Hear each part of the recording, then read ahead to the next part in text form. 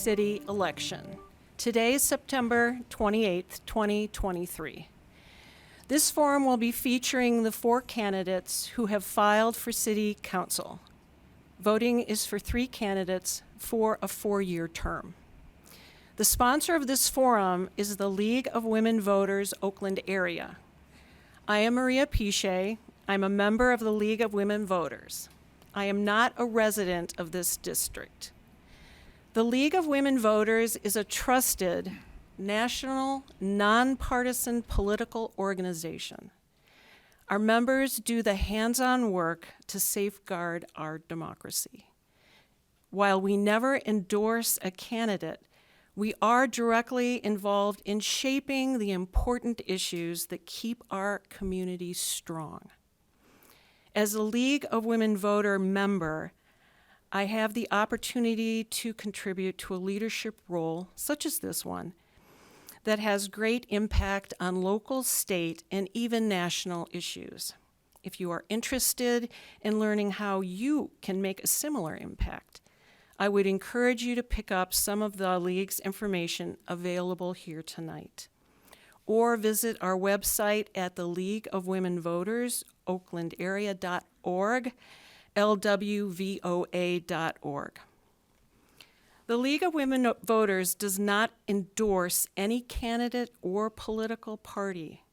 Views expressed in this forum are those of the candidates, and the sponsors take no responsibility. The format for this forum has been established by the League of Women Voters. We ask that the audience remain silent during the forum. Please turn off all cell phones. We ask that candidates answer the question with their views only and not interrupt another candidate. The questions are asked to all candidates and do not single out any one candidate. This presentation is copyrighted 2023 by the League of Women Voters. All rights are reserved. All candidates will be answering questions submitted by the audience, and the questions will be screened for duplication and appropriateness by our screeners, Judy Bateman and Rosemary Allen. We have Cindy Paltonen will be circulating with paper and pencils for your questions. Please turn your questions into the page. The format is as follows. All candidates will be given 1 minute for opening statements in alphabetical order. Closing statements will be 1 minute in reverse order. Candidates will have 1 minute to answer each question in rotation, unless the time is extended by the moderator. All candidates will be allowed equal time to answer questions, and Megan Cook will be our timer. The candidates for City Council are Clarence Black, Michael Dooley, Ross Gavin, and Greg Patterson. We will begin the 1 minute opening statements with Mr. Black. Thank you. Good evening. I want to first thank the League of Women Voters for providing this opportunity to you voters and then also to myself. So, who am I? I am Major Clarence Black. The last 13 years, I have had the honor and pleasure of serving in the greatest army in the history of the world. I am a Berkeley business owner. I am a father. I am a husband to an amazing veteran of 20 plus years in the United States Army. It's in our blood. I am a father of 3 Berkeley High School students. I am a proud Berkeley resident. I am a proud member of the 3.2%, African American population of this city, and proud to represent them. I am looking forward to this opportunity and so very grateful to be here, and I think this is going to be fun. Thank you. Thank you, Mr. Black. Mr. Dooley?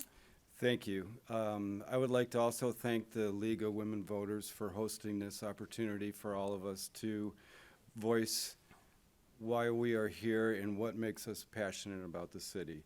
A little bit about myself. I'm the Director of Operations for a company called Parkwright Wayne. In this role, I manage the budget and staff of 87 employees.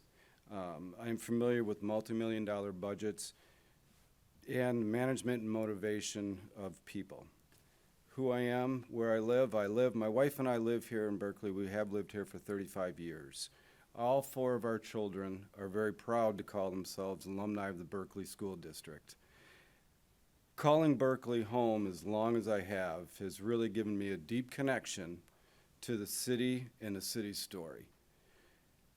And a daily reminder of a powerful sense of community. As one of your current city council members, I have thoroughly enjoyed being a representative, a voice of our community. My time has taught me that being truly invested in our city and working together through open conversation, finding a common ground, I would love nothing more than to continue this journey with you all. I'm asking for your vote on November 7th, Tuesday. Thank you. Thank you, Mr. Dooley. Mr. Gavin? Thank you very much. Good evening, everyone. My name is Ross Gavin, and thank you to the League of Women Voters for doing this forum so we have a chance to talk about our visions for Berkeley. My wife and I chose Berkeley because of the sense of place, that feeling that we all have, that community feel that we all have. It's an amazing place. My son is involved in the Berkeley School District, a second grader.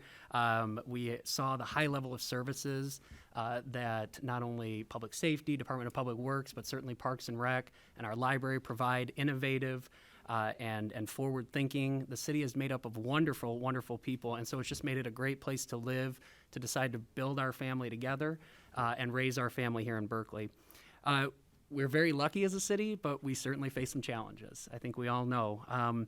My priorities on council have been around city infrastructure improvements, incorporating green infrastructure and energy efficiencies into planning, commitment to sound budgeting practices, and paying down long-term debt liabilities and preserving quality of life. So I'm thrilled to be here tonight. Thank you so much again. And the last year as Mayor Pro Tem has been wonderful, and I hope to get the chance to serve for the next 4 years. Thank you.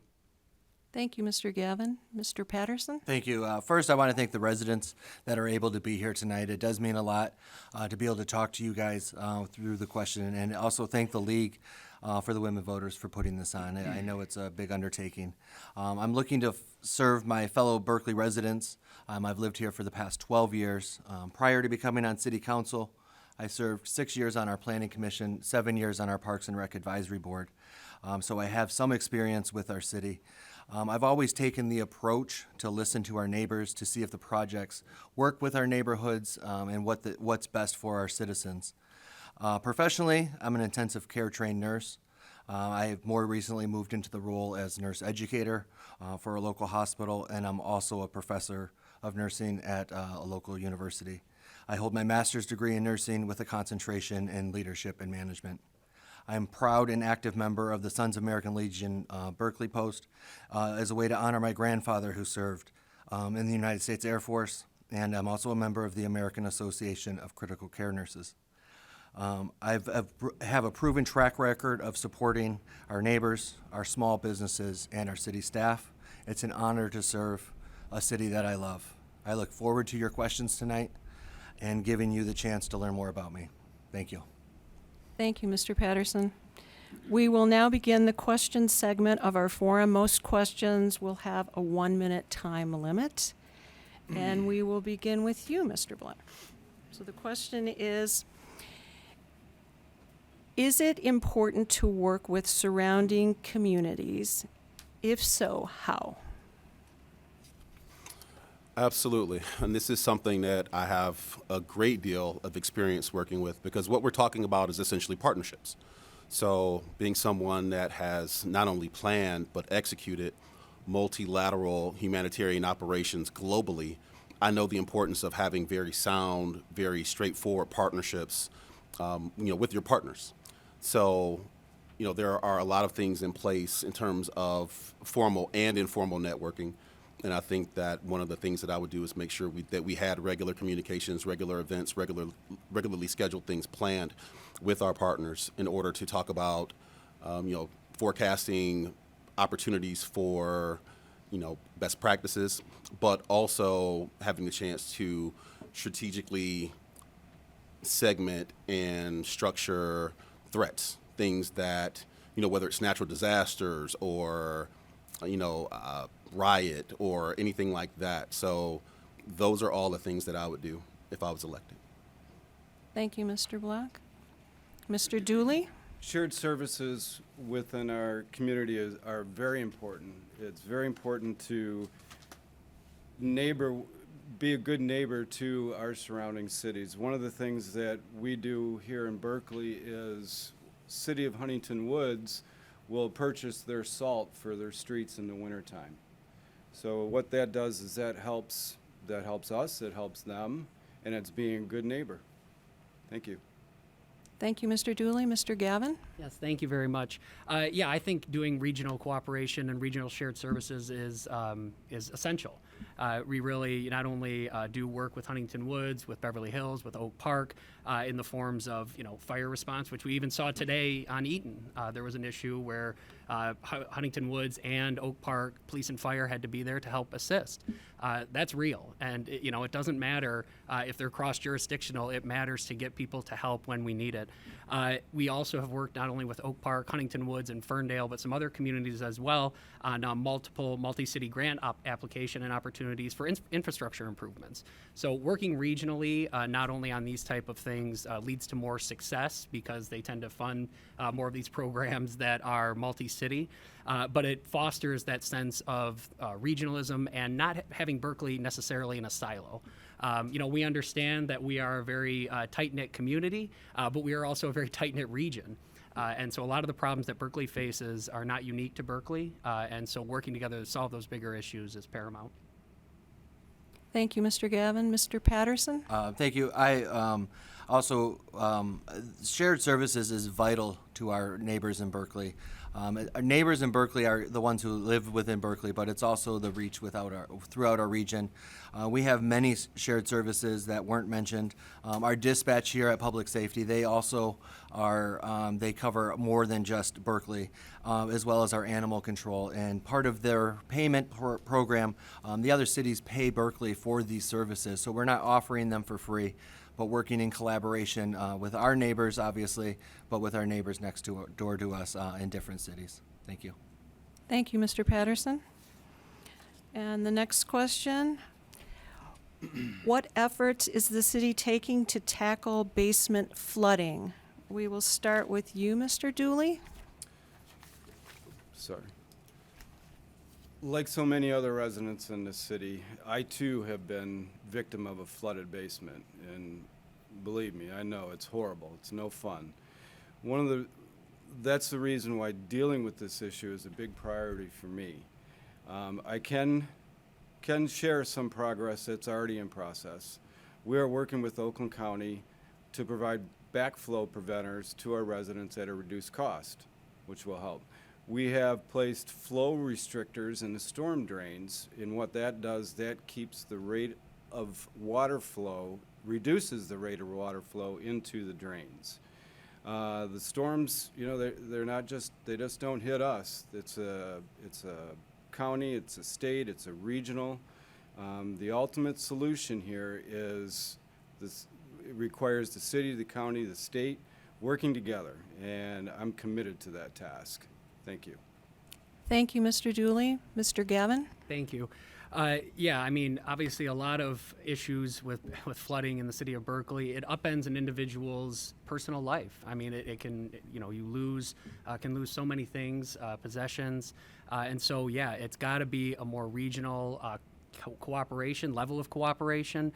We really have done a better job here in the city to make sure that we have more better stormwater management, water retention. Also, one thing that we're really trying to focus more on is some green stormwater infrastructure installations.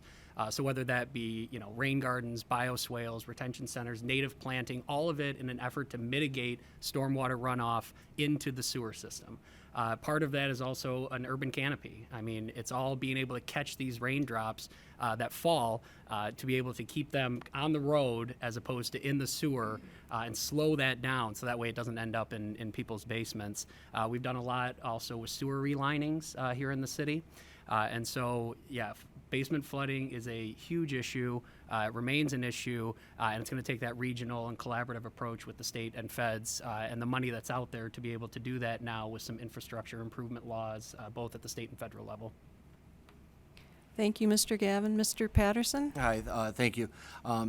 This is a long-standing problem, flooding basements. I, like many residents, have endured the distress of a flooded basement more than once, and you do lose your possessions.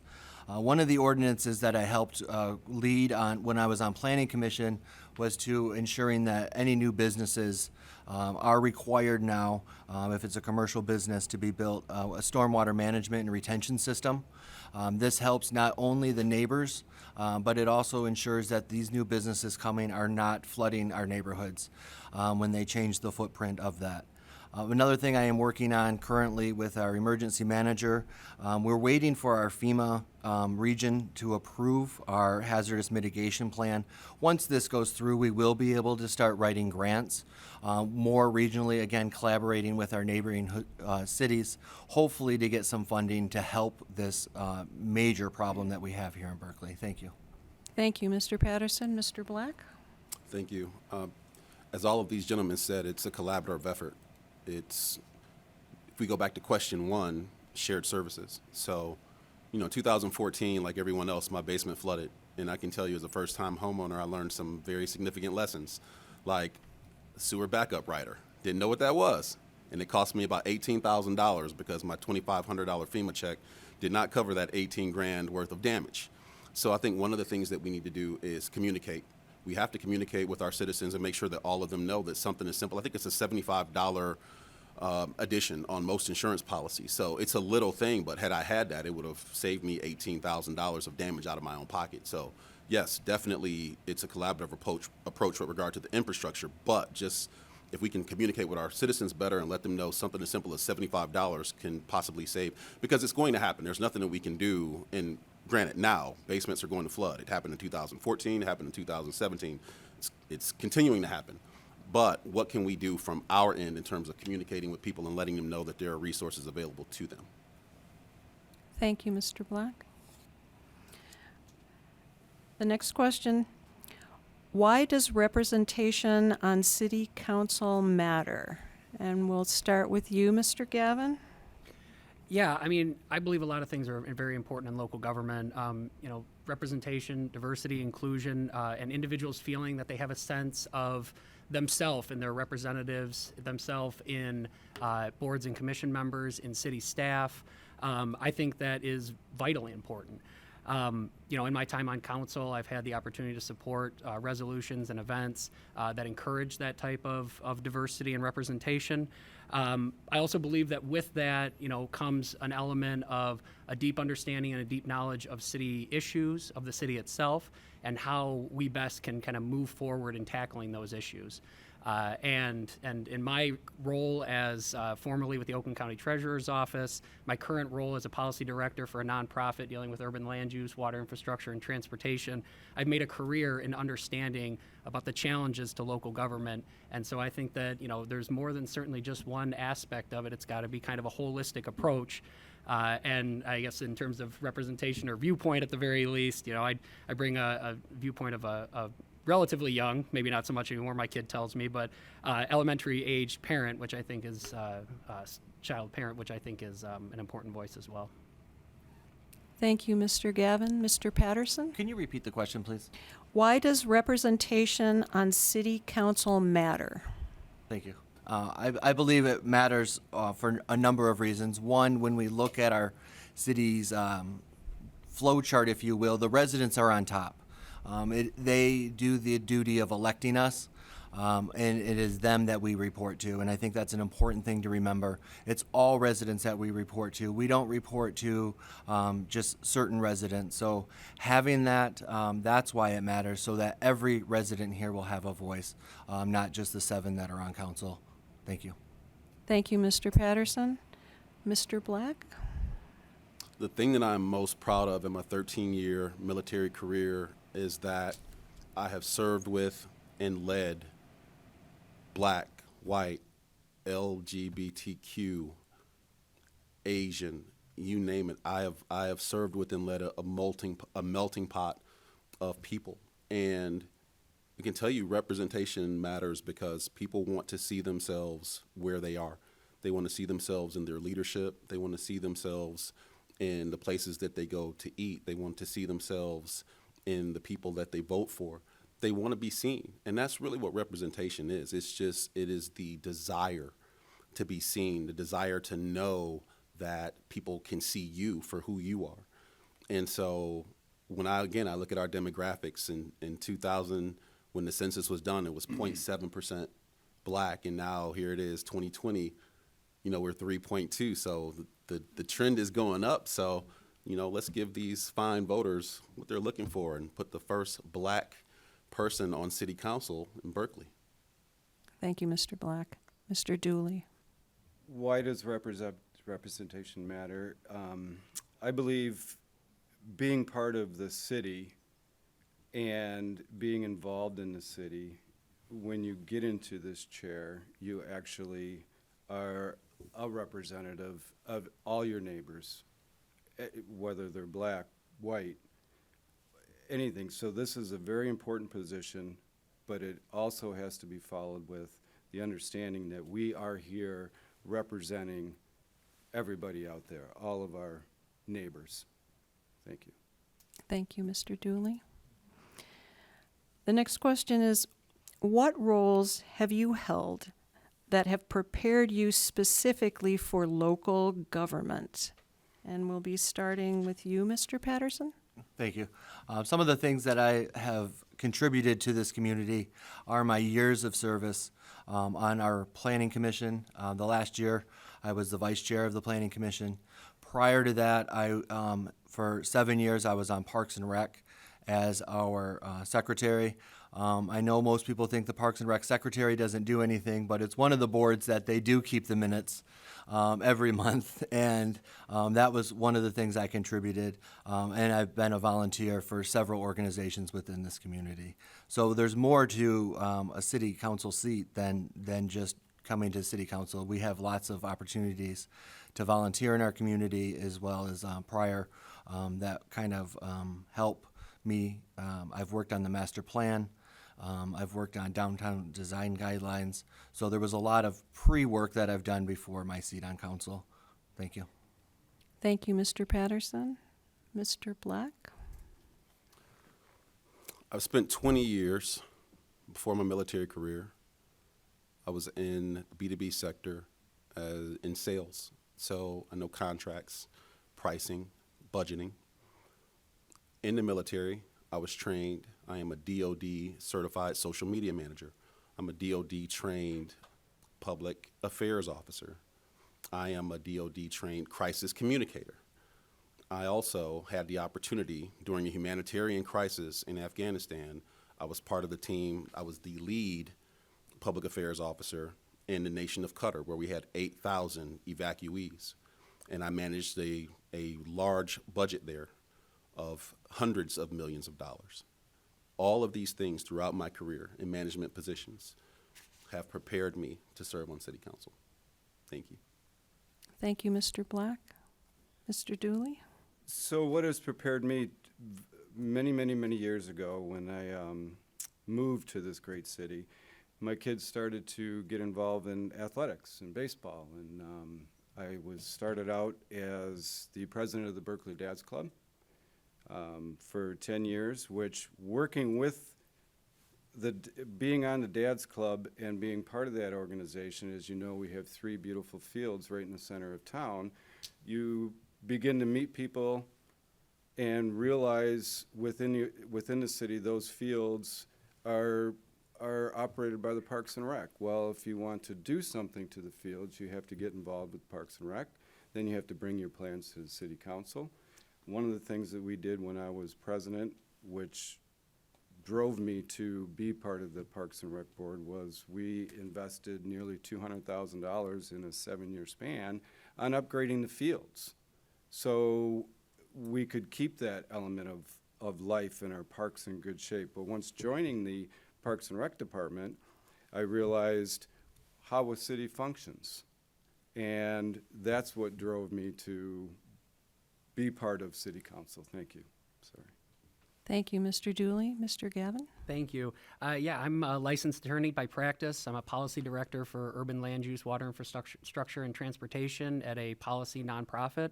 I was a deputy treasurer in Oakland County for almost 10 years, dealing with legislative and legal affairs, but also departmental budgeting.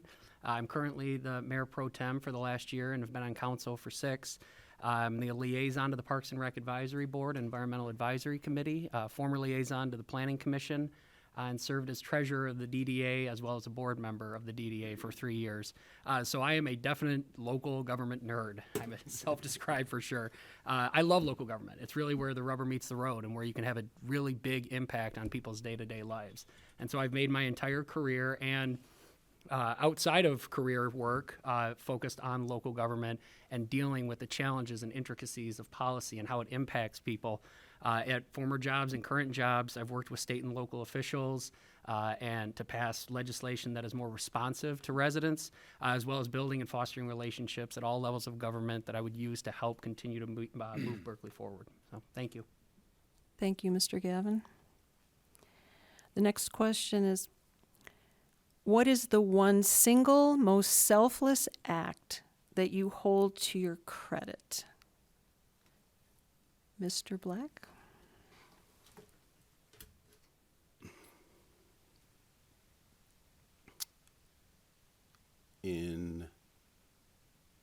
So June 4th, 1992, I was in a canoe accident in Gilbert Lake, and 4 of us were out in the canoe just being stupid high school kids. And as someone with 4 kids, I often think they're stupid, and they just all happen to be in high school. But the canoe tipped over, and one of my friends was struggling. I was drowning. It's the only way to put it. And should have swam to shore, and instead went back because he was struggling. And I got his shoes off, and I by the grace of God,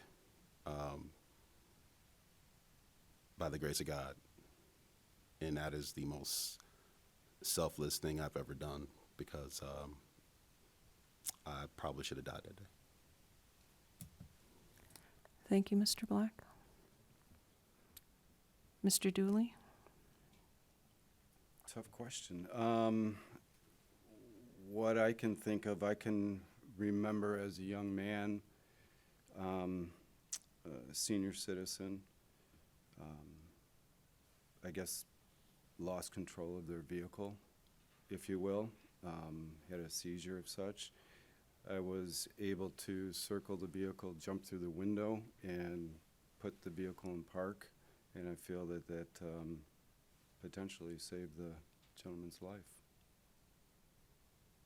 Thank you, Mr. Dooley. Mr. Gavin? Thank you. Well, like my fellow candidates up here, there was a life and death situation one time where there was a kid who was on a bike who either didn't notice there was a intersection or just didn't stop and went out into the middle of the road and then actually stopped there. And so I started yelling and chasing and just running right out to try to get them to get across the road. And, you know, as I turned and kind of looked, there was a car coming, you know, less than a half a block away. And it just, I got a 7-year-old kid. And so it really,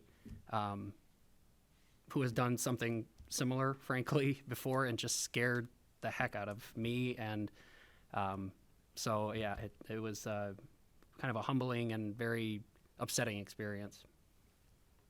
Thank you, Mr. Gavin. Mr. Patterson? Thank you. One of the single most selfless acts that I've done was during our pandemic. Most people are familiar with. I'm an ICU nurse by trade, and it's very hard. We weren't allowing our visitors in during that time, and I worked with our team. It was actually a restaurant here close by in Royal Oak. Worked with the team, though, so we could get iPads in so our families at home could say thank you and goodbye to their loved ones. And it was very, very selfless, and it wasn't something I'll ever forget. Thank you, Thank you. Mr. Patterson.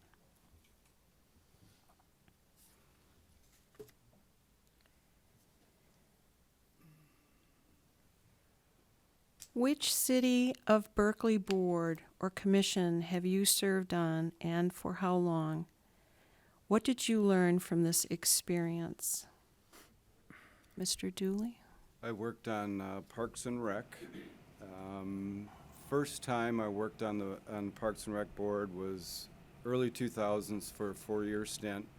The most valuable part was working on the master plan and putting together a process to see the city move forward.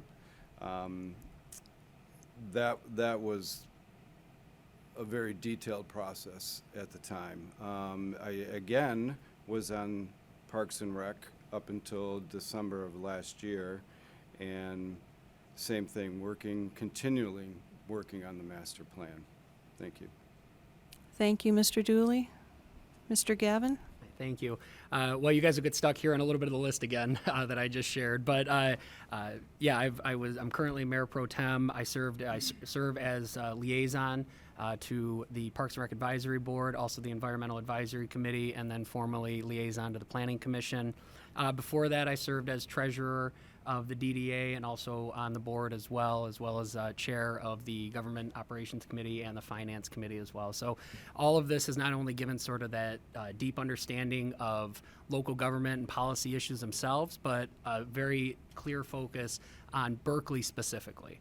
I think that there's certainly a lot of overlap in the challenges and opportunities that we have as a city and that we face, but there is a lot of unique to Berkeley stuff. And so being on those boards, spending time diving in, understanding the issues, and trying to figure out comprehensive solutions to the problems really kind of gave me that Berkeley-specific focus. So thank you. Thank you, Mr. Gavin. Mr. Patterson? Thank you. Probably repeating the same ones, but I was on Parks and Rec Advisory Board for 6 years, the last year or so as the vice chair. Planning Commission for vice chair. Parks and Rec I was on for 7 years. During that time, we worked on our master plan that gives our city a vision, and we really had a lot of community input for that. I am also the current liaison to the Planning Commission. I am a member of our Friends of the Parks and Rec and the Library Board, and that is where I've served. Thank you. Thank you, Mr. Patterson. Mr. Black? Thank you. My wife and I are proud members of the Berkeley African American Parents Network, and I am a recent joinee of the Berkeley Historical Committee. And the thing that I've learned most is that this city's history is amazing. Like, I learned that a black man actually owned land in Berkeley and supposedly brought his wife up and bought her out of slavery. It's really cool. If you get a chance, you have to check it out. It is. I'm a history geek, so I love this stuff. But this city has an amazing history. Like, it used to be filled with dairy farms and things like that. So I love it. One of the things that we do is we have a chance to volunteer. So, cheap plug, on Saturday, September 30th, we have the Kid Home Tour. All of you sign up. You got to check it out. It's going to be amazing. But no, I learned all these wonderful things. The museum is open Saturday 2 to 4 and Wednesday from 10 to 1. So that's what I've learned working at or volunteering and hanging out with the Historical Committee. Thank you, Mr. Black.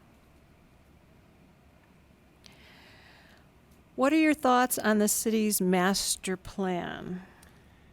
Yeah, Mr. Gavin? Oh, I'm sorry. I kind of jumped ahead of you. That's okay. So, yeah, thank you, by the way.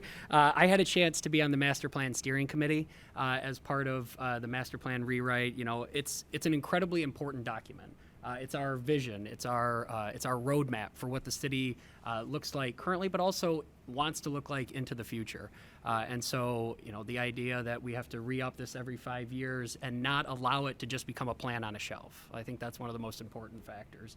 It speaks to issues in our community that we residents really deeply care about. I mean, it speaks to housing and the idea of missing middle.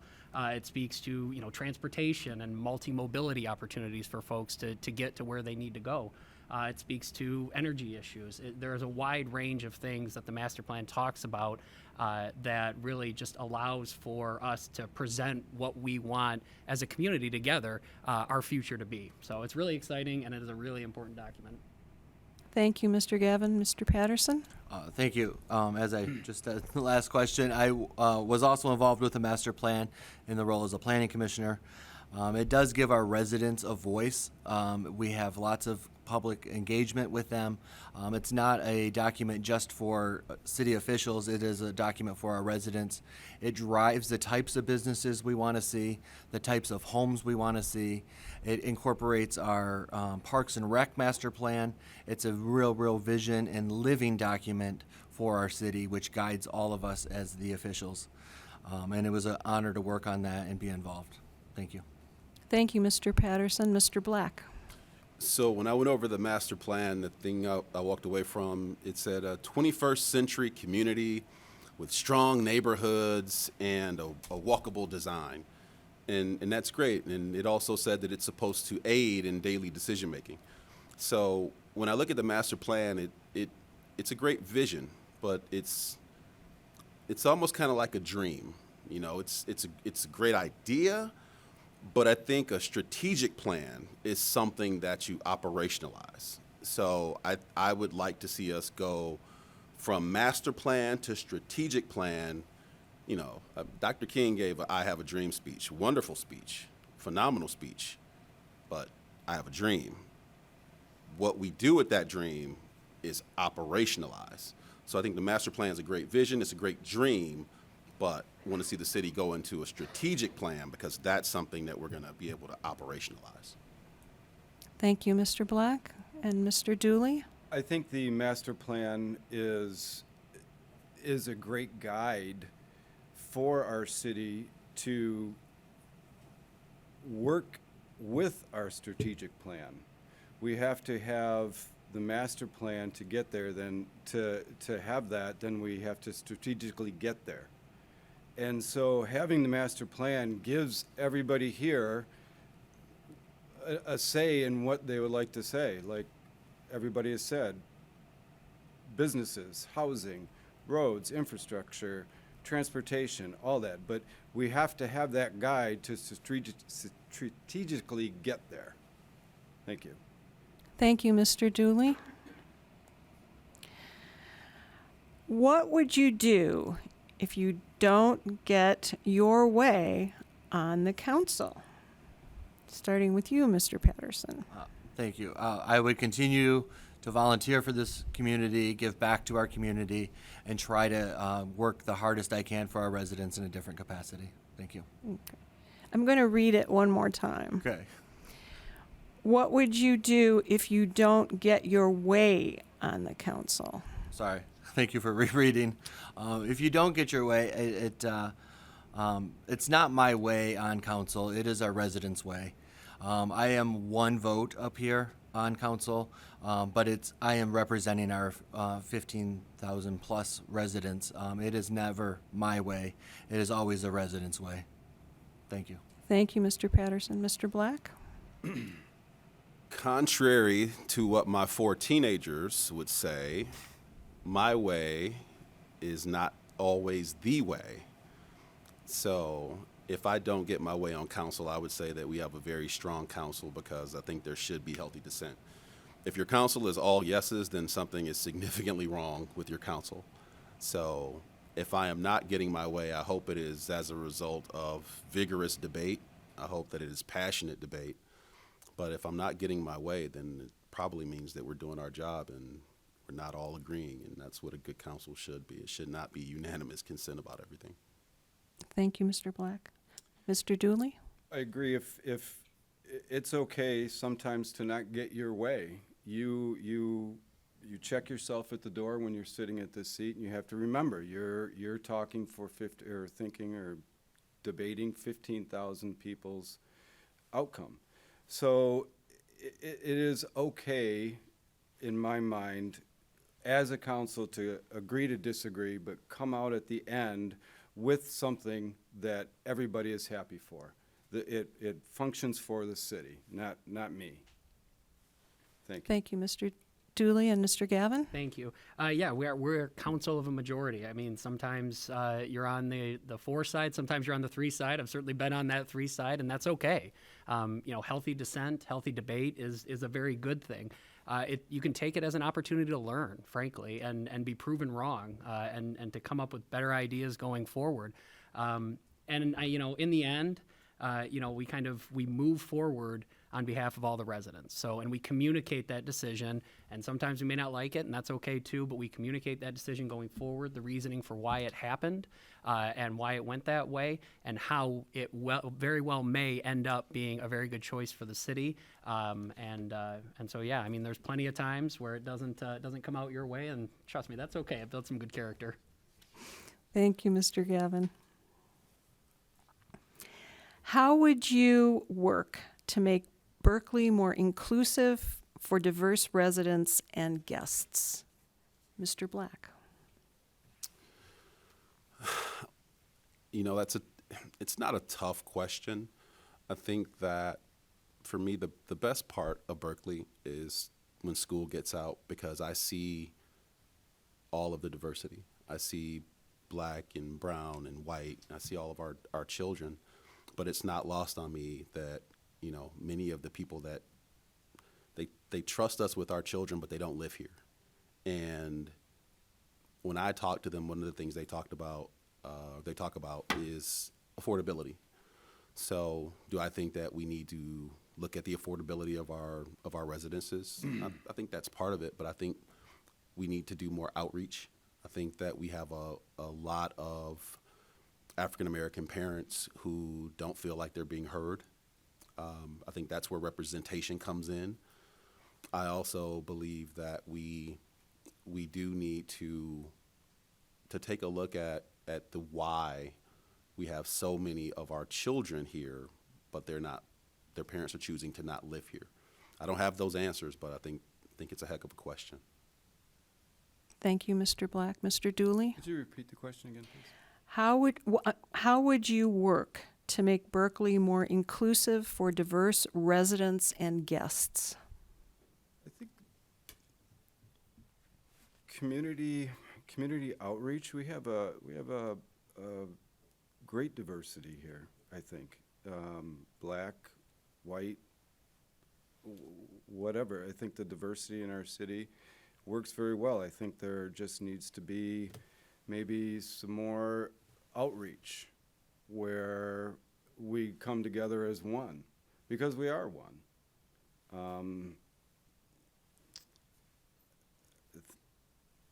Thank you. That's all I have. Thank you, Mr. Dooley. Mr. Gavin. Thank you.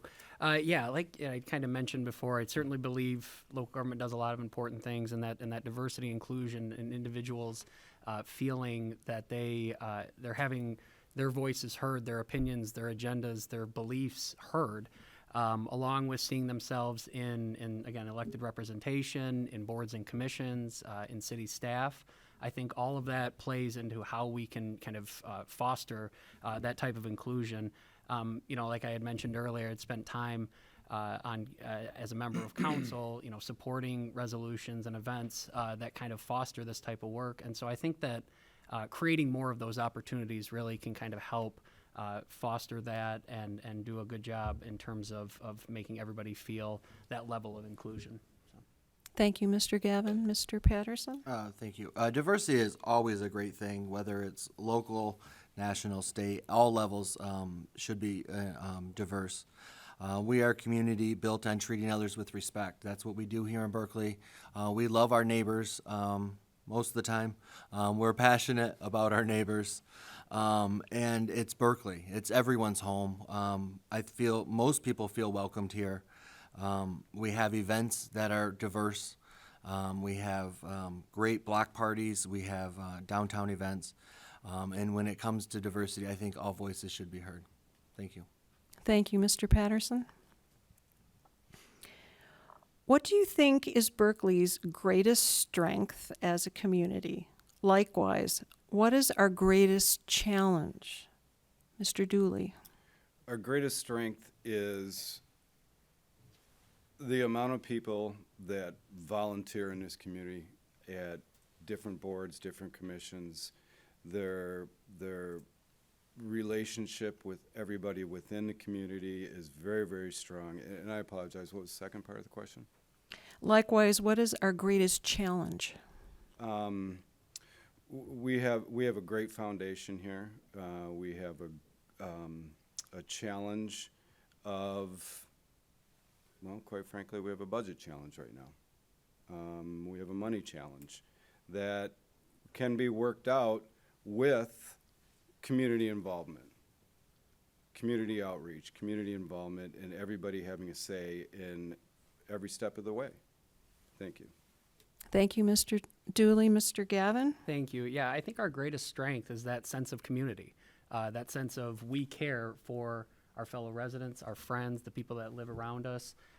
You know, I can speak certainly, as I know probably everyone here in this room can speak eloquently of, you know, friendships that develop with neighbors and willingness to help others no matter what the situation. And that's no matter where you fall in the political spectrum, you know, age, you know, whatever the case may be, people are willing to help other people. And I think that that is something that in a lot of ways is sorely lacking in our society. And so I think that that is something that, that Berkeley has in spades, and I'm very grateful for it. Certainly in terms of biggest challenges, they're policy related. You know, it's city infrastructure, it's, you know, roads and sewers, obviously, it's long-term debt liabilities, you know, it's housing, it's level of services, it's budgeting. You know, there are challenges that we certainly have, but these all come with opportunities. They all come with the chance to do better, continue to make improvements, and just really just have the chance to make this a city that we all love and deserve. Thank you, Mr. Gavin. Mr. Patterson? I think one of our greatest strengths here in Berkeley is our people. Our residents are involved, and they are very passionate. They are involved in everything. I mean, tonight they were putting up skeletons, excuse me, which just, it's everyone's laughing and enjoying when you're going downtown with all these decorated skeletons. That's just one example, but our residents are passionate. They are involved. They attend our meetings. They attend council. They attend our commissions and boards, and that is that's one of our greatest strengths here. Is we are a community. We trust our neighbors. We feel safe here. You know, that's one of our greatest strengths. One of the challenges I think that wasn't mentioned was we also have a communication challenge with residents and from you know, some of the boards and commissions. But it is something we are currently working on, and hopefully with our new website being launched next week, will help with that communication. So thank you. Thank you, Mr. Patterson. Mr. Black? Without question, the strength of this city is its people. I moved here in 2008, and I was overwhelmed. I think more specifically, my family was overwhelmed with how amazing the people were to us, and, you know, neighbors. I grew up in inner city Detroit, so, you know, when we moved, it wasn't people came over, you were a little more cautious, you weren't sure, you know. So when I moved and people came over, and it was kind of like the little stuff out the movie. I think somebody actually did bring a pie. I want to say somebody actually brought a pie, and I just thought that was amazing. And it's still my favorite place to be. It's still, you know, my home. Our challenge is engagement. You know, the thing about this last millage, whether you were up or down on it, we didn't get 4,000 people to vote, yay or nay. And I think that's a significant concern. However you felt about it, we didn't get 4,000 people. We didn't get 4,000 total votes. And I think that goes back to, as Mr. Patterson said, communication, but also engagement. And that's something that is one of my priorities. Thank you, Mr. Black. What is your vision for the future of Berkeley, and what issues would you push on the council agenda if elected? Mr. Gavin? Yeah, I mean, the vision for Berkeley is in a lot of ways twofold. It is not only making sure that we honor and respect the small, tight-knit community that we've all come to grow and love, but also make sure that we are doing our part to encourage economic development in the city, making sure that we have you know, affordable and many types of different options for housing. and ensuring our quality of services. I know that certainly the millage has been mentioned now. With some of the reductions in services, that stings, and we get that. And as a resident and someone who feels that impact as well, I understand that. And so, I think those are, some of the challenges and the vision. We really want to make sure that we're creating that community for everyone, where everyone feels welcome and they feel like they fit in Berkeley and they feel like they have a piece and they're invested in it. Some of the quick things that I really do want to focus on relate to some of the stormwater, the green and stormwater infrastructure things, like I had mentioned a little bit before. We need to do that kind of stuff to help with stormwater issues. We need to do better on energy efficiencies to save the city's bottom line as well. I think I'm probably about to get the cane, so I'll try to wrap up there. So. Thank you, Mr. Gavin. Mr. Patterson? My vision is for Berkeley is what I see it as continue to be the gem of Oakland County that we are. We are Berkeley. We are close to everything. We've talked about how great our residents are, our neighbors, our friends, everyone that you talk to who you get excited about Berkeley. I see that as our vision to continue to grow together, and to get there. We need the involvement of our neighborhood. Some of the challenges is our budget. We have to get our budget under control so we can continue to provide those services that were reduced. It affects all of us. We are residents as well, but really the budget needs to be continued to worked on and continue to bring back those services. Thank you. Before I get the cane. Thank you, Mr. Patterson. Mr. Black? So I'm going to take it right from the master plan, right? 21st century community with strong neighborhoods and a walkable design. But again, what does that mean operationally? So I think in order to have strong neighborhoods, you have to have engagement. As I mentioned before, we didn't get 4,000 votes. So I think in order to maximize and have strong neighborhoods, you have to have engagement, and we have to make communication and engagement a priority. We have to get more people involved. The more people that we have involved, not just in our boards, in our elections, just volunteering across the board. If you think about how amazing we are right now, imagine if we can get another 5,000, 6,000 people engaged, what we're going to be able to do in this city. The walkable design piece, I think our parks are amazing. We continue to invest in them. So it's, there's obviously, the walkable design piece. And then the 21st century community, we're putting in the EV charging stations, which I think is outstanding. I don't own one myself, but I think that's great. So I would say the vision is already there, but how we operationalize it is what's going to be the difference. Thank you, Mr. Black. Mr. Dooley? My vision is growth. Obviously, Berkeley is financially sound. We do manage that budget very, very carefully, and the recent millage that did fail took some things away that we as a community are used to having, and that's a struggle.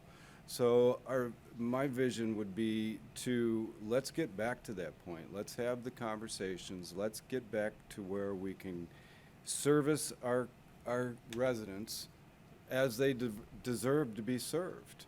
And we are a walkable city. We have great parks. We have a vibrant downtown. Things are happening. People say, "Oh, you live in Berkeley. I know Berkeley. I've eaten at this restaurant. I've been here." So the vision has to stay straight, and it has to stay on growth and development and carefully managing our money and get us back to where everybody wants to be. Thank you. Thank you, Mr. Dooley. If there are no other questions, this concludes the time for questions. And the candidates will now be given 1 minute to make a closing statement in the reverse order of opening statements, beginning with Mr. Patterson. Thank you. First, I want to thank the League of Women Voters again for allowing our residents the opportunity to ask their questions tonight. And I also want to thank those who were able to attend and those that will be watching from home. I'll continue to be an independent voice for my neighbors, work with residents to ensure all voices are heard, and I'll work to continue my work with the department leads to find sensible solutions to provide the best services for all residents. I'll also continue to work with residents to make sure their voices are heard, and that you have a resource to have your ideas shared. I'll continue my training to become an even better public servant. As we've heard tonight, there are several issues that we all feel are important to our Berkeley. There are also issues that I've heard from you at your doorstep that you might not have been covered tonight. I am confident that together we can continue to have open dialogue and find sensible solutions. I look forward to hearing from you. I can be found in downtown many days, eating at the many restaurants or walking in your neighborhood. I do encourage you to say hi. Ask me anything. That's the best part, is ask me anything that may not have been covered tonight. I respectfully ask for your vote on November 7th. If it's more convenient, our wonderful clerk, Victoria Mitchell, will be able to help you get a ballot so you can vote absentee. As your council member, I will continue to serve all residents, seeking feedback and representing your views. Thank you. Thank you, Mr. Patterson. Mr. Gavin? Well, thank you again for having the forum, for all those here that have asked questions, again, for all those that are watching. I love being on council for the last 6 years and the last year as Mayor Pro Tem as we tackle a lot of these big challenges. Throughout my time on council and in my professional life, as I said, I've made it my goal to try to figure out these complex problem solutions and creative solutions to these complex problems like that we've talked about tonight. As a council member, attorney, a policy director for a nonprofit, and then deputy treasurer in Oakland County, like I said, I have the experience, the drive, the commitment, the love of Berkeley, all in an effort to serve our residents, to be an honest public servant. Challenges exist in the city, but I am confident we can meet them head on and continue to make our city the best that it can be. Thank you, everybody, for listening tonight. I hope that I get the chance to continue to serve Berkeley for the next 4 years. I ask for your support on November 7th. And a thank you, of course, also to Judy, who I know has been doing this now for 30 years, she said before this. So thank you, and thank you to the entire league. And go Lions. So thanks a lot. Thank you, Mr. Gavin. Mr. Dooley? I would like to thank again the League of Women Voters for bringing this to our city so our residents here and on TV can be informed and make an informed decision, because they are going to make a very important decision on who sits up here. Listening to our community voices, I will ensure that everyone has a say in decisions that will impact us all. I aim to build the trust and strive to serve and create a sense of unity that we all want and deserve in our great city. And I just want to thank you again for taking the time out, and go Lions as well. Thank you, Mr. Dooley. Mr. Black? Thank you, and thank you again to the League of Women Voters for having all of us here and providing us with this opportunity. So, November 7th, you have a choice to make. And with respect to my opponents, everybody likes to say, if I'm elected, I'll fight for you. I have quite literally fought for you. So on November 7th, I want you to know that you'll be electing someone who is a leader. And it's not just me saying it, it's on paper. I am a proven leader. We say representation matters. My 3 opponents all agreed with that. On November 7th, we have an opportunity to elect our first black city council person in our almost 100-year history. It's time. And if we're serious, then it's a no-brainer. I want to thank you all for being here, giving me this opportunity. I love this city. My kids go to school here. I have a business here. And if that's not being entrenched in the community, I don't know what is. Thank you. Thank you, Mr. Black. The League of Women Voters would like to thank the audience, the candidates, and CMNtv for making this forum possible. This presentation is copyrighted 2023 by the League of Women Voters. All rights are reserved. Any recording of this forum can only be shown in its entirety. Rebroadcast times of this forum will be on the League of Women Voters website and YouTube. The League of Women Voters is funded by contributions from concerned businesses and citizens. Our membership is open to men and women over the age of 16. Please remember to vote on November 7th. And remember that democracy is not a spectator sport. Thank you. Thank you. Thank you. Thank you.